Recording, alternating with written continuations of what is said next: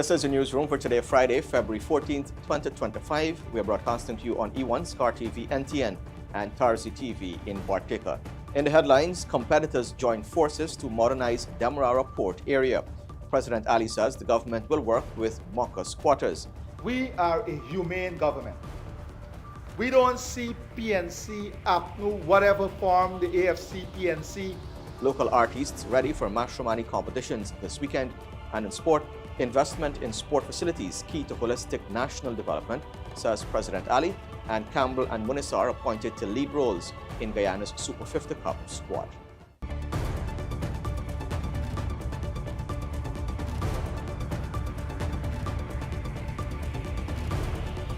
With the news, I'm Avinash Ramzan. Thanks for joining us. We start off by telling you that after over 3 decades of rivalry, John Finance and Munishwars have leveraged their expertise and capital together to create Cranes Guyana, a joint cargo and freight company to meet the growing demands of Guyana's development. On Friday, Cranes Guyana officially commissioned 2 mobile harbor cranes that will see a faster and safer development for ports. Isnella Patwa tells us more.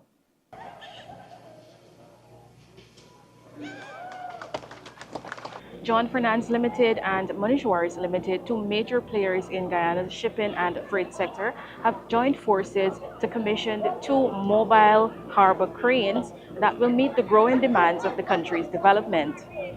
Philip Fernand, CEO of John Finance and a director of Cranes Guyana, highlighted in his remarks the over 30 years rivalry between the 2 companies. However, in March 2023, the 2 companies decided to join their expertise, capital, and berths together to modernize ports in Guyana. The 2 companies reached out to the Inter-American Development Bank to finance the purchase of 2 cranes named Atlas and Hercules, each with a lifting capacity of 125 tons and represents a $14 million US investment. So operational trials began in November last year. We started to move cargo with the cranes. And for the first time in Guyana now, we can say that gearless vessels, which is vessels without cranes on board, can actually call at the port and be serviced, be loaded and discharged here in Guyana. During his remarks, Robin Munishwar, the executive director of Munishwars Limited and also a director of Cranes Guyana, said that this partnership is a lesson for the private sector, highlighting that such collaboration can drive national development. He further noted that with the introduction of these 2 cranes, it represents the future of port development in Guyana. We each recognizing that there was a common good that was bigger than any one of us, yet still cognizant of our desires to maintain our separate identity and culture. A common good also in the national interest. So this was a first for the shipping community and an object lesson for the private sector of Guyana. President Ali, during his address, commended the partnership and highlighted the importance of such partnerships in the face of competitiveness. Today, we witness that evolution, where competition gives way to collaboration and individual strengths merge to create something even more powerful. This joint venture is proof that when businesses join forces, they don't just grow, they prosper. This is the way to go. Local companies pooling their resources, expertise, and capital to ensure a greater footprint in a highly competitive and capital-intensive industry. This also brings with it shared risk, shared responsibility, and shared commitment. Both Munishwars and John Finance said that they are also working with the government to establish a national port. Isabella Pato. Thank you, Isabella. Now, 8 Guyanese who are graduates of the University of Guyana and the Government Technical Institute will benefit from much-needed training offered by MODEC to prepare them for work in the nascent oil and gas sector. MODEC is a renowned international company known for its work in the offshore oil and gas industry. And MODEC Guyana will be engineering, building, and installing the floating production, storage, and offloading vessel for the Warrior Oil project in the Stabroek Block offshore.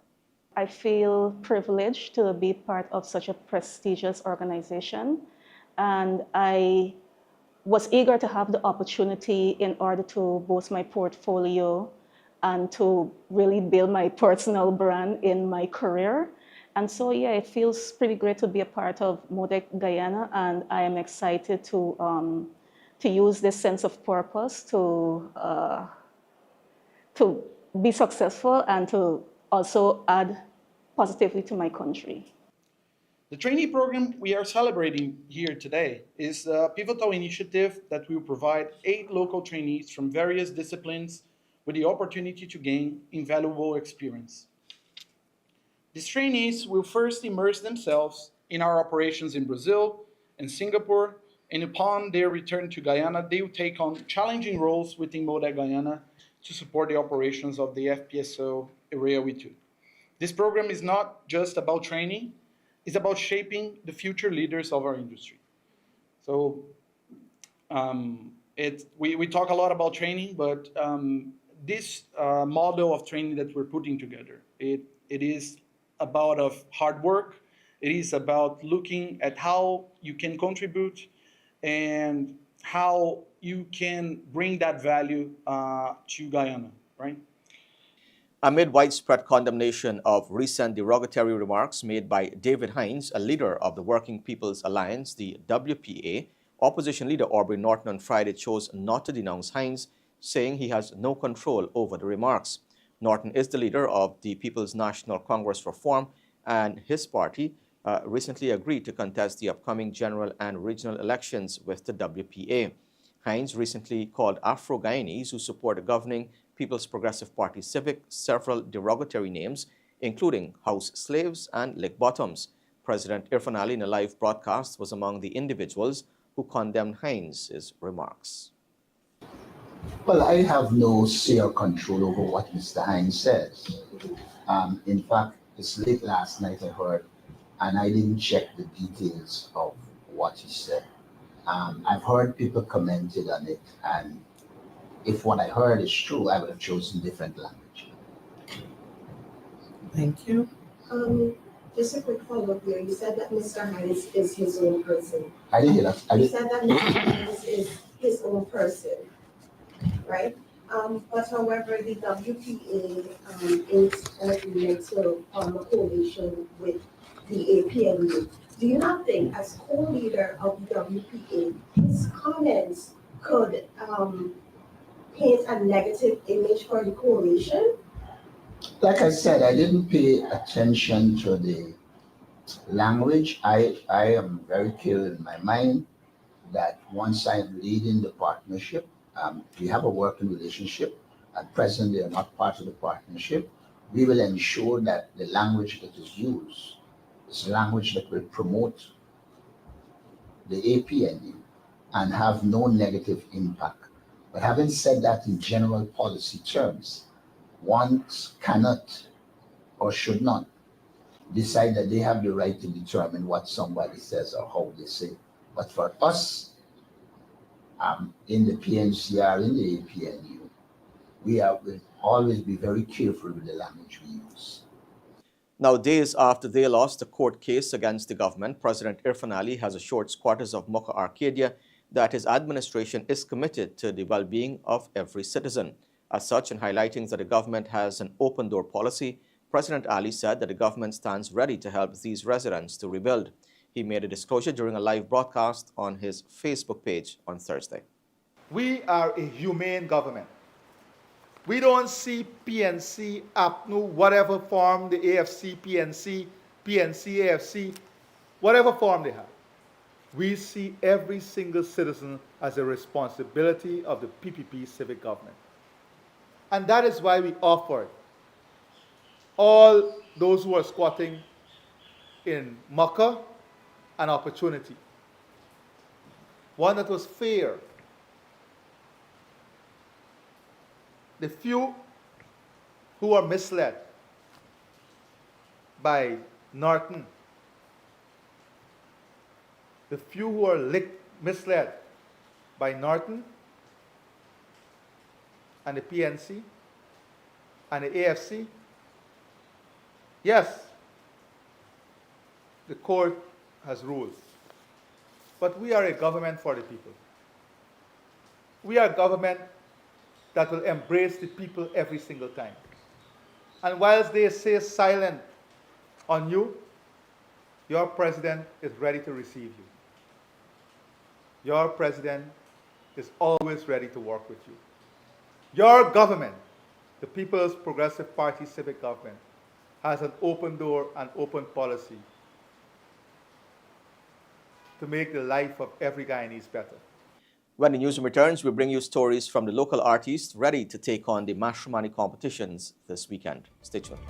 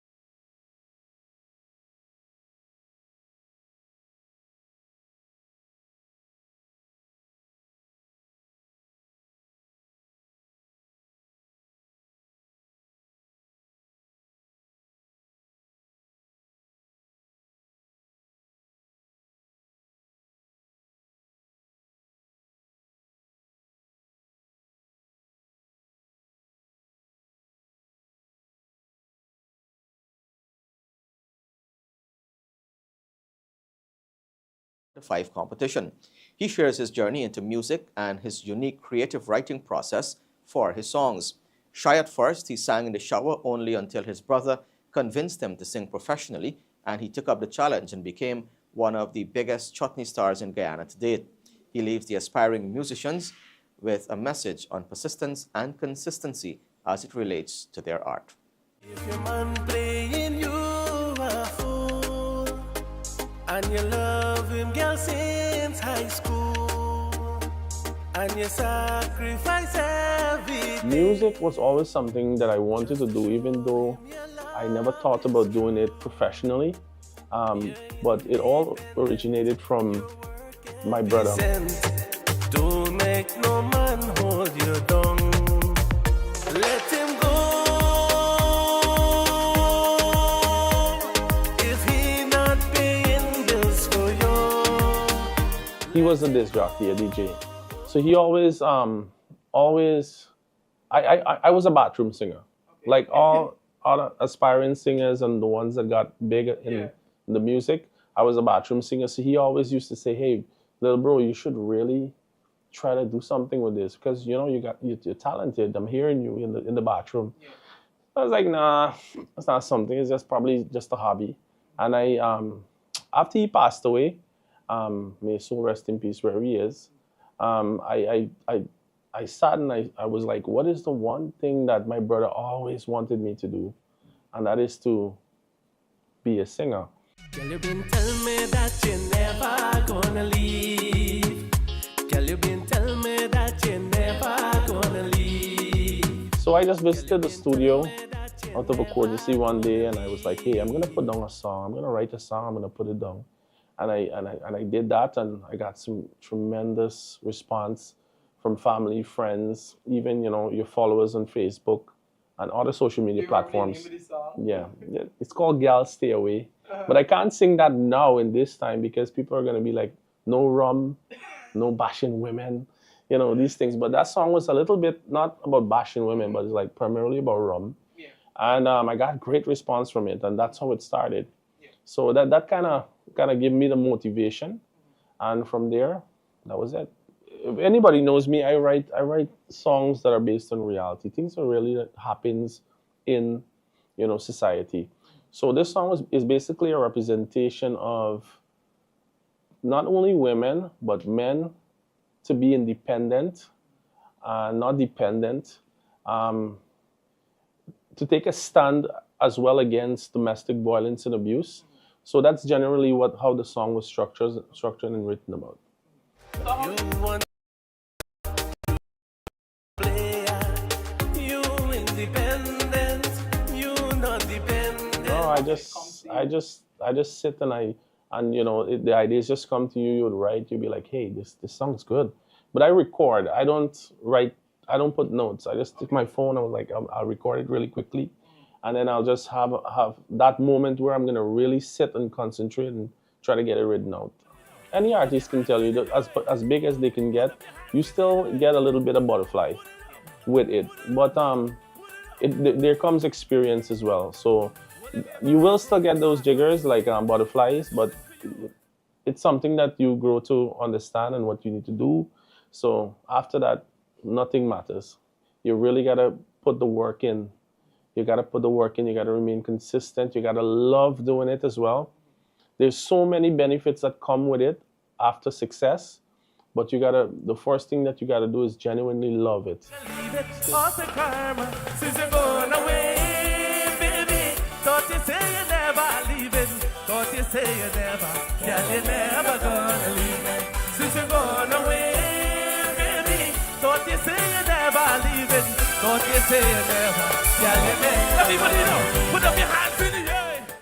Now, the reigning junior calypso and soca queen, Vanell Hines, is ready to take on the senior stage by storm as she aims to equally capture the crowns in both of these competitions this year. With a vision of growth, evolution, and inspiration, Hines is determined to create her legacy in the music industry. But she believes that with stronger push and local support, there are no limits to what she can achieve. Let's welcome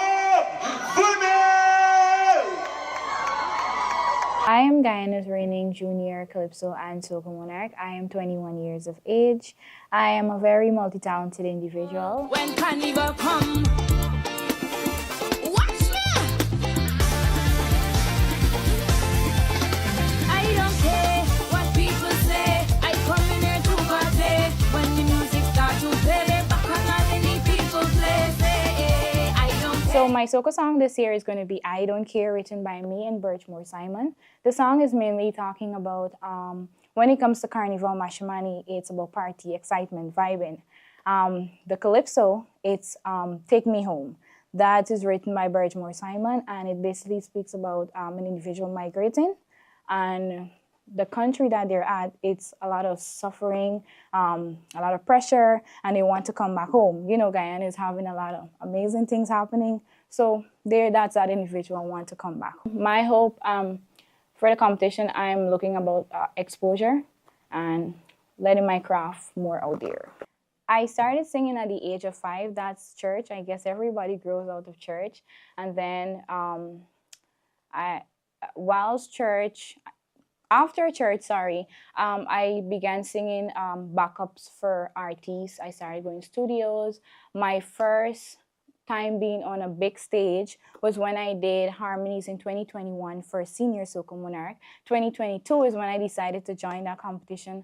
Throughout 2022, 2023, 2024, I've been successful. 2022, I've gotten the Calypso crown, 2023 the Soca, and 2024 both crowns. I see myself within the next 5 years or the future to be a great artist within this country, to be my music to be speaking to a lot of individuals, to be mentoring individuals, yes, things like that.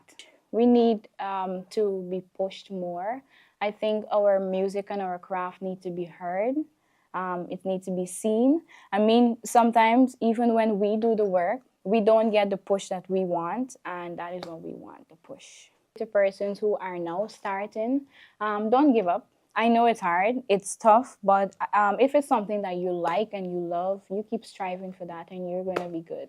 When the music play, I feel it inside my soul. Oh gosh, I ain't letting go. I tell you, it have me out of control. We tell you now that the reigning Calypso monarch O.C. Clarke, known by his stage name OKC, the artist, is set to defend his title while also vying for the Soca and Chutney monarch crowns this year.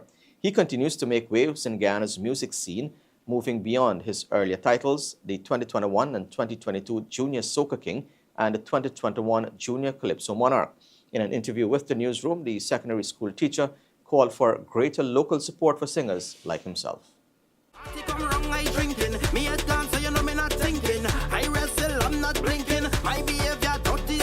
I go by OKC the artist. I'm the current reigning Senior Calypso Monarch.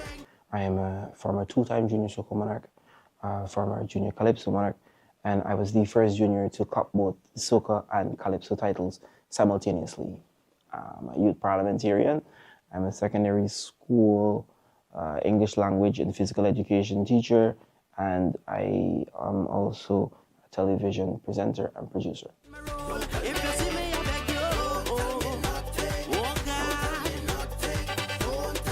Okay, so for me, entering few competitions, it's more so of challenging myself. You know, I always like challenges, you know, ever since I was in high school, whether I was playing sports, I did cricket, I did football, I did track and field, I did music. So I always like challenging myself. And for me, it's almost normal to me right now, because for the past 2 years that I've been in these senior competitions, I've been competing across these 3 genres. So for me, you know, it's normal to me right now. I'm quite confident in my abilities. You know, I know what I'm capable of doing. You know, I know whenever I get on stage, I just gotta trust the process. You know, I know what I've been preparing for this entire year. I have been preparing physically, mentally, emotionally for this moment. So for me, what I can trust myself to do is go out there and do my absolute best. My soca entry this year is called Bashment Overload. Bashment Overload is a song that speaks about not only me, but I think I can speak for each and every Guyanese when I say we wait an entire year for Mash, And over this entire year, yes, there are parties, yes, we got fetes here and there. However, there is an overload of joy within us. There's high anticipation for this march day. There's high anticipation for our festival, for this season.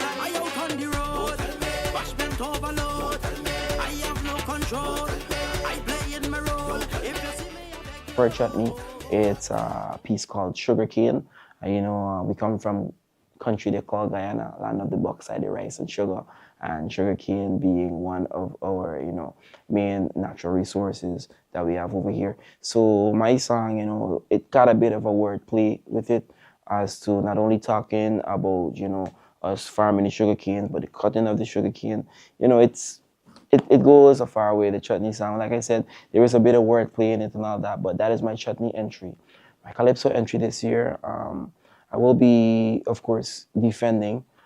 So I'm going to be defending the title this year with one called We In This Together. We In This Together is a social commentary calypso. Calypso is the truth. It is a social commentary piece that speaks more so about our country, more so around this election period, when there's the election year, because it's a 5-year cycle for elections, and the first 4 years we're all love, we're all happy, we all supporting the Amazon warriors, we love one another, I love you, you love me, we one happy family.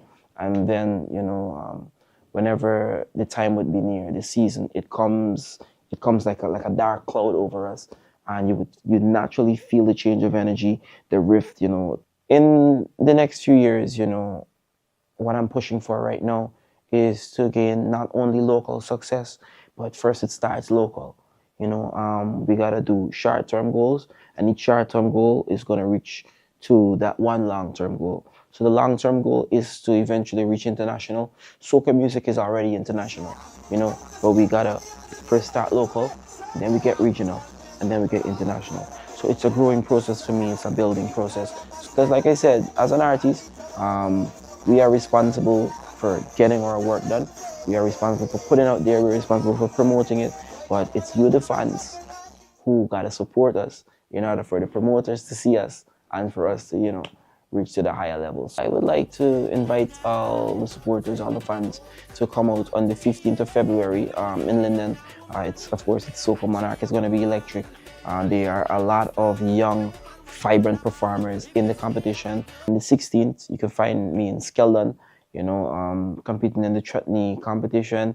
And of course, on the 20th, I'm going to be heading out to Main Street to put up a fight to defend my title, the Calypso crown. So on the 20th, on Main Street, is going to be the Calypso Monarch. If you come out early,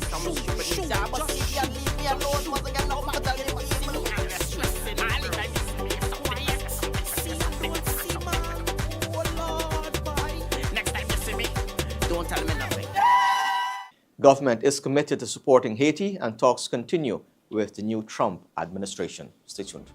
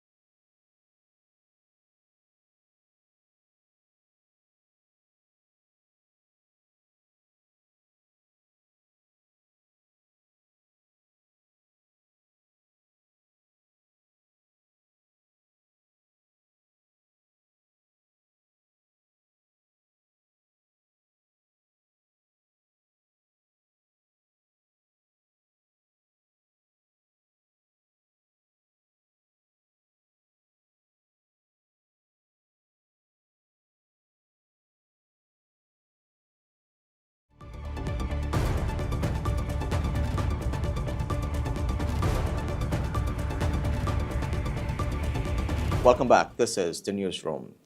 President Irfaan Ali on Friday revealed that Guyana is discussing migration plans with the U.S., but this will not involve persons being deported to Guyana to be held in prisons. More in this report. What we're discussing is our partnership with the U.S. And as the U.S. unfolds its programs and plans, wherever Guyana can be of support, we have expressed our support, but nothing about prison, having persons in prisons and deportees here. Some specific issues were discussed, which I'm not going to go into details. There are some specific issues that I will not go into details here in terms of the movement, which includes flight and movement of people. And President Irfaan Ali vowed that Guyana will continue to work with its international and regional partners to support solutions that restore security, governance, and economic opportunity in Haiti. The head of state made remarks during his address at the opening of the Guyana Defense Force Annual Officers Conference on Thursday. According to President Ali, Haiti's stability is critical for the entire Caribbean region. Haiti holds an unparalleled place in the history of the Caribbean and the world. As the first independent Black republic, its revolution in 1804 shattered the chains of colonial rule and inspired liberation movements across the region. Today, as a sister state within CARICOM, Haiti remains an integral part of the Caribbean family. Bound by shared struggles and aspirations, its rich culture, resilience, and contributions to the region cannot be ignored. Neither can its current challenges.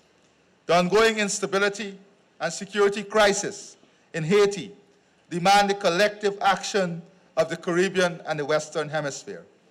But turning a blind eye would betray the very principles of regional unity and cooperation that CARICOM upholds. Guyana will not abandon Haiti, even if more powerful nations choose to disregard their commitment. Our commitment to regional solidarity compels us to stand firmly by Haiti's side in its time of need. We recognize that stability in Haiti is crucial, not just for its people, but for the entire Caribbean. Guyana will work alongside regional and international partners to support meaningful solutions that restore security, governance, and economic opportunity in Haiti. Haiti stood for freedom when the world sought to suppress it. Today, we must stand by Haiti. Now, the Georgetown Chamber of Commerce and Industry, the GCC, participating in the 56th Annual Offshore Technology Conference, the OTC, in Houston, Texas, from May 5th to the 8th. The OTC is an annual conference that brings together some of the brightest minds in the energy sector from across the world to share ideas. The OTC also has an equipment exhibition and offers opportunities to make professional contacts and find new businesses. At a press conference on Friday to detail the country's participation, representatives from the City Chamber urged more local businesses to participate in this event. Those small, medium enterprises and even micro enterprises that might be asking themselves, why should I go to Houston? It's a long way. It's a lot of money. OTC is the organization that bring all of the bright minds, the leading persons in the energy sector into one place. So there is where they answer questions, give you an opportunity to build out your business the way you want to build out your business, and you can come back to Guyana feeling strong. So for those SMEs who consider themselves high growth and you want to be part of the energy sector, this is an opportunity for you to go there and to get partnership. I'm not sure if anybody might be able to say, but every year that we go, members are coming back with partnership deals. Our aim and mission, even as we go to OTC, while it will be primarily about the major players in the oil and gas sphere and the offshore space, we, as was said earlier, once Guyana is present, people want to know what Guyana has to offer. So we don't just tell them that Guyana is the fastest growing economy in the world because we have oil. We will display to them our tourism potential, our agriculture potential, our manufacturing potential, as we were able to reduce energy costs by 50% in a few months. Dr. Gusset? In a few months. We talked to them about our value-added forestry. We talked to them about our mining potential. So our presence there is not just to display Guyana as what it is right now. It is to open up their minds to see what Guyana will be in 2026, in 2030 and beyond, and to help to realize the President's vision of being able to build a sustainable and diversified economy. When the news returns, the financial, weather, and bread reports along with sports. Stay tuned.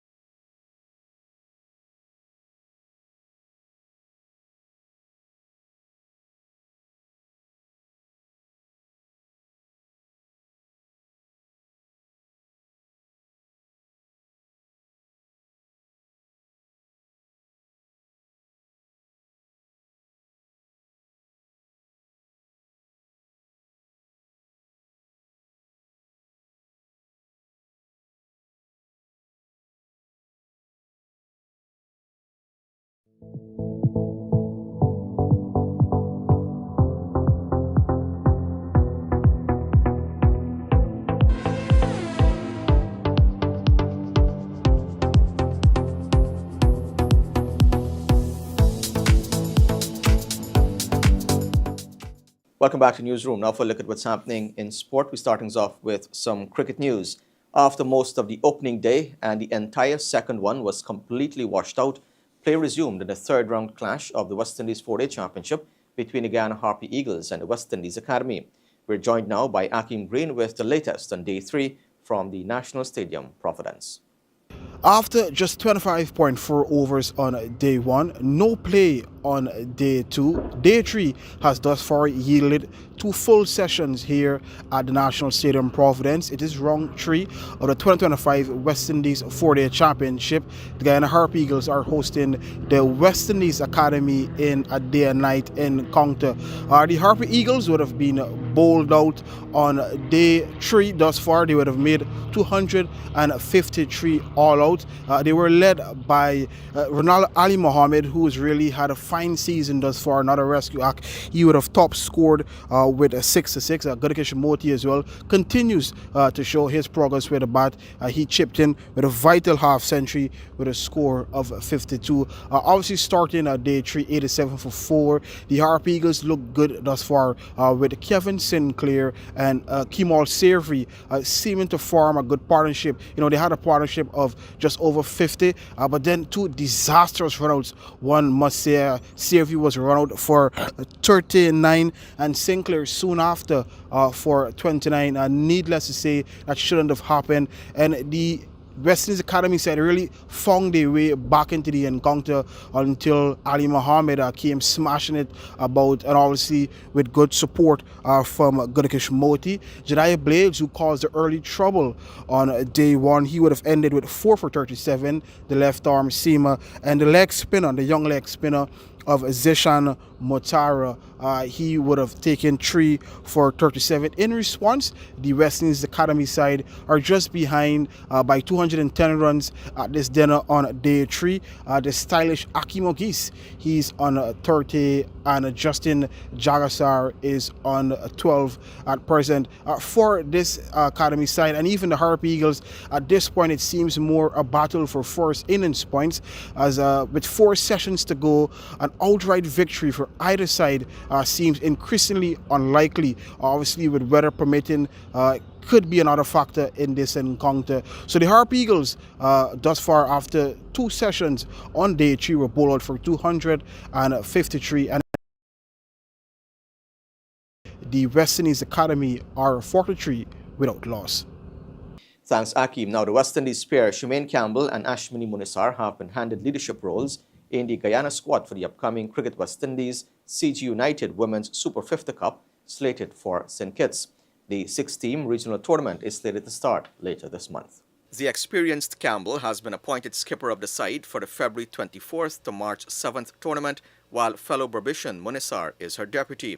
The squad reads Mandy Mangru, Liliana Grimmond, Katana Mentor, Shemaine Campbell, Shabika Gajnabi, Cherry-Ann Fraser, Mashramani Munisar, Yonet Welcome, Flafiana Millington, Naya Lachman, Kezia Schultz, Trisha Hardat, Lorraine Williams, and Shanita Gremmond. The Guyana Cricket Board, in announcing the squad on Thursday evening, said the 14-member team features a strong mix of experienced players and young emerging talents. The board extended best wishes to the players, adding that it remains resolute to supporting the growth and success of female cricket in the country. Clive Grimmond is the head coach, with the former Guyana and West Indies cricketer Tremaine Smart performing duties as manager. The squad was selected following the just concluded inter-county competition, which was won by Berbice. The Guyanese will open their campaign against Barbados on February 24th, followed by a clash 2 days later against Jamaica. On February 28th, they take on the Leeward Islands. Next, they play Windward Islands on February 3rd and Trinidad and Tobago on February 5th. Following the preliminary games, the competition will wrap up with the final 3rd-place playoff and 5th-place playoff happening at 3 different venues on March 7th. The Lusignan Sports Club is set to stage its 8th annual Ram Slam Inter-Village Hardball Cricket Competition on Sunday, February 16th at the Lusignan Ground, East Coast, Demerara. The first 2 games, Lusignan versus Monrepo and defending champions Good Hope versus Annandale, will be 15 overs per side, while the final will be a T20 affair. Blue Water's non-alcoholic malt is the main sponsor of the exciting 4-team showdown, which has attracted some top local white ball players. The first game bowls off at 9 hours 30 and admission to the venue is free. In addition to the on-field entertainment, the club is staging a fundraising barbecue to aid in the development of cricket at the East Coast Demerara Club. President Irfaan Ali has reiterated that the government's continued investment in recreation and quality sport facilities nationwide is part of its agenda to improve the lives of all Guyanese. In an address to the nation on Thursday, the president indicated that facilities are being developed nationwide to ensure equitable access and lay the groundwork for Guyana to become a regional hub for sport and entertainment. Up to last year, we have completed 550 grounds across the country, 246 of which are hinterland community. We've installed lights in 75 locations, because we understand quality of life and improving the standard of living. Quality of life and improving the standard of living is key. And having facilities, recreational facilities, sport facilities that can help us to achieve this is an important aspect of holistic national improvement. If we want to develop world-class sportsmen and women, these investments are essential because we want sports, entertainment, and culture to be an integral part of the economy and the country and the system that we're investing in and developing. This year, more than 100 lights, more than 100 grounds will benefit from the installation of lights. Lights to allow our citizens to live more productive life, our athletes to have the facilities so they can train, our communities to come together closer. More than $2 billion is set aside for the building out of grounds, the rehabilitation of grounds across the stadium, across the country. And this is outside of the 5 internationally accredited stadiums that we are building now at Anna Regina, Mackenzie, Bayrock, Palmyra, New Amsterdam. These are outside of those. In addition to the multi-purpose facility, all of these things we have delivered beyond the manifesto. And these multi-purpose facilities are going to be exactly the same and even better than the gymnasium we have in Georgetown. We had one gymnasium nationally that everyone had to come to. Today we are commencing the construction of these multi-purpose facilities across different regions. In Mabaruma in Region 1, Madhya in Region 8, Letem in Region 9, Bartica in Region 7. These facilities would allow our athletes to play futsal, badminton, table tennis, volleyball, indoor hockey, basketball. These are only some of the sporting discipline these facilities would be able to facilitate. Boxing. This is what is called equitable development. Diversification, not only from an economic level, but from a level of equity, where citizens across every region can enjoy similar type of facility, can enjoy similar opportunities, so no one is locked out of the development, trust, and advancement of the country. And Australia were thrashed by 174 runs by Sri Lanka in their final one-day international before the Champions Trophy opener against England.